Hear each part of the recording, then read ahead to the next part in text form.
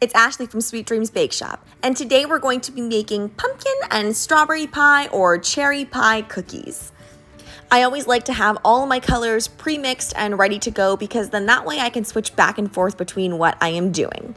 Another thing I like to have is I like to have my cookie scribe and a piece of paper towel. I always like using royal icing for decorating cookies. I will leave my royal icing recipe as well as my cookie recipe down in the description box below. I dyed this royal icing red with a little bit of Chef Master edible food gel, but make sure whenever you are dyeing something red that you don't use too much dye because there is a little bit of a taste to it unless you get the no taste red edible food gel. I find with royal icing that the colors do really deepen over time as well, so I like to go with just a little bit of a shade lighter than what I want the color to turn out to be like. For this portion, I am using my flooding and piping consistency because this is going to allow me to pipe everything and flood it without any definitive lines showing up.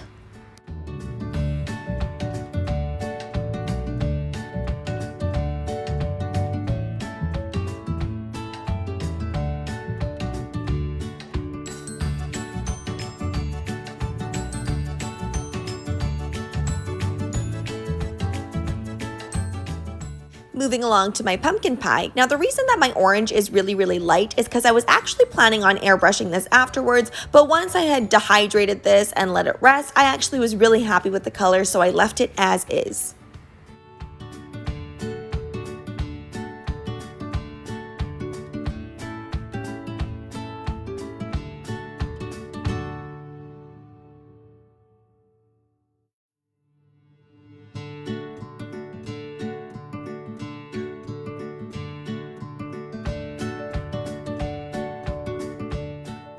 This is actually a little chef hat, but I'm going to turn it into a large pie.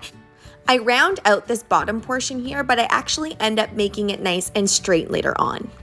Add in all of those little line details that you might see on a pie plate, and when you're filling it in, make sure that you only do it for every second section. That way, you're going to let it dry, and then you're going to fill in the rest of the sections. This is going to give it nice definition without seeing those harsh lines.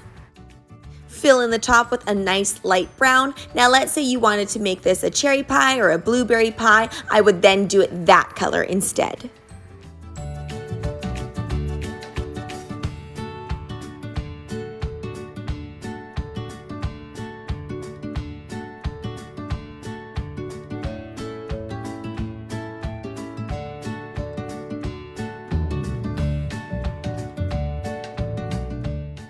I want to make it really clear that this is a fruit pie, so I'm going to add in my little dots here, and all I'm doing is I'm squeezing that piping bag and letting those perfect circles come out, and then lifting off, and then you stop squeezing your piping bag. We're still using our flooding and piping consistency here.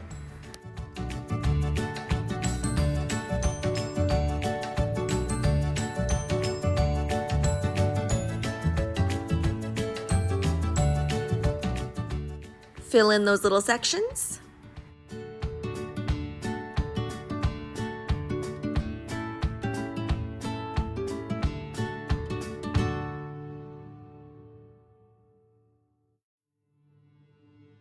And then you can go ahead and add in a few more of those cherries or berries or whatever this type of pie is for you.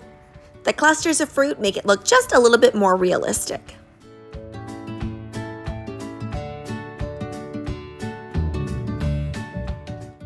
To create the lattice crest, all you need to put on is a petal tip that is super straight. Sometimes I use these for succulents. You want to make sure that you don't get the one that's curved or tapered.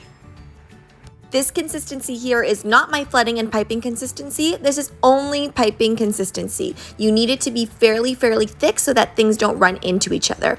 Also, if you want to do this part of the crust, it needs to be very thick so that it can stand up on its own like that. The way that I get that consistency is I add a little bit more meringue powder and a slight amount of icing sugar as well. If you only add icing sugar, it's going to turn into a paste and it will not be nice and fluffy, and it will be really hard to pipe.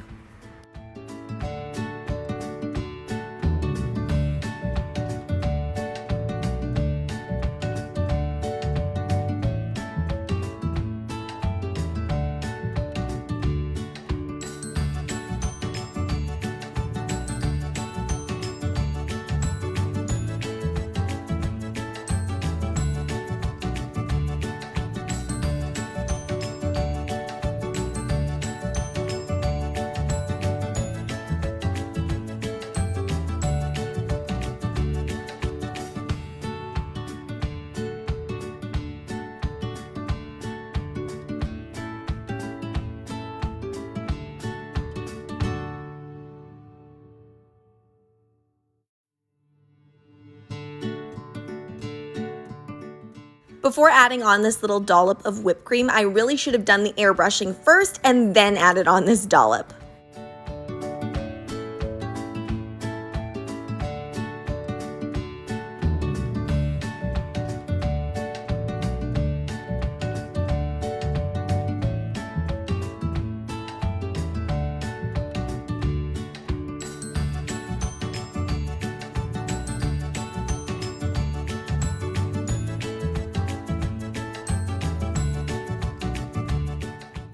Whenever I'm doing airbrushing, I don't like to go too dark, so I'm actually using a color called gold. I know it's not shiny and I know it doesn't look very gold, but it creates that nice golden tinge that you would imagine if you took a pie out of the oven.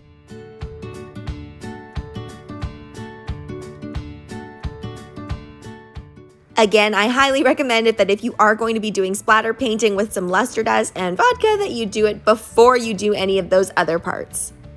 It was a bit of an afterthought. I also thought of adding this little kind of pot holder here. And again, I am using my piping consistency for this to make sure it maintains its shape. Now I'm going in and directing this airbrush directly on the crust. I don't want to get too much on the filling itself. With that gold color, I also added just a hint of brown. I love foods that look like other foods. It's probably one of my favorite things.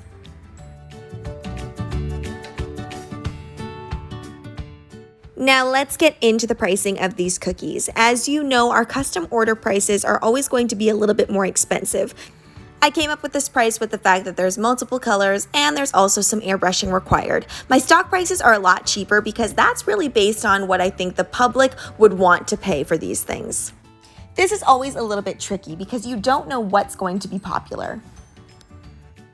Thanks so much for watching, guys. Don't forget to like, share, and subscribe so you can be part of the Sweetie fam. Right now, I'm uploading daily, so make sure you hit that notification bell so you know when I upload. Also, be sure to comment, request, or ask a question. I love hearing from you guys.